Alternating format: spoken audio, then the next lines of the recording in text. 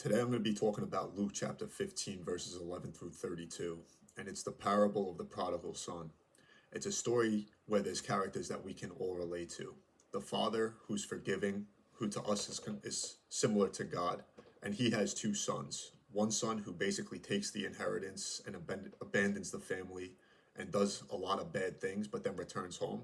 And the other brother and son who stays at home, works the family business, does things the right way, and becomes a little bit resentful and jealous because he feels like has stayed home, has done things the right way, but that his brother is forgiven. And so basically what happens is that this wealthy family has two boys. One of the boys, like I said, he asks for his inheritance and basically leaves the family and goes out and starts doing a lot of bad things. Basically runs through all of his money and realizes he needs to start working. So he takes the lowest of the low jobs at that time, working with pigs. And he realizes that he'd be better off as a servant for his father than working these oddball jobs. So he decides to return home, not really knowing how the father's going to react or how the family's going to respond with him showing up at the door after leaving them, after taking all their money or all of his inheritance. And so he shows up at the door and he's pretty surprised because the father opens the door and greets him with his arms wide open.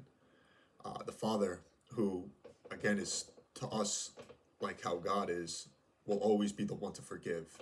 Whenever you return back to God, no matter how far out you are, you always have a place with God. He'll always forgive you when you return back to him. So it's an important lesson to learn, because the brother, which I think a lot of us can relate to as well, is pretty resentful and jealous of the things that he's done. And he questions the father, why are you accepting my brother back after doing all of this wrong? I've been faithful. I've stayed and worked at the family business, basically. I haven't done as much wrong as he has done. So therefore, I'm deserving of X, Y, and Z. And I think this is just a good message to share, because it is very easy to compare the things that you're doing with what others are doing.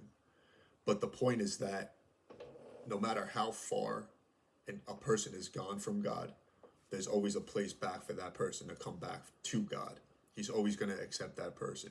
And just because you're doing certain things, maybe you're working your tail off, doing things the right way, doesn't necessarily mean that you should expect certain outcomes, because a lot of times we feel like we're deserving of those outcomes, but it doesn't necessarily always go that way. Just because it doesn't always go that way doesn't mean that we should get away from doing the right thing. It just means that God is forgiving and that we will always have a place to go, no matter how far away we go or go away from him, or how close we are to him. When we rely on God, he's going to open his arms wide open to us, just like the father did to his son.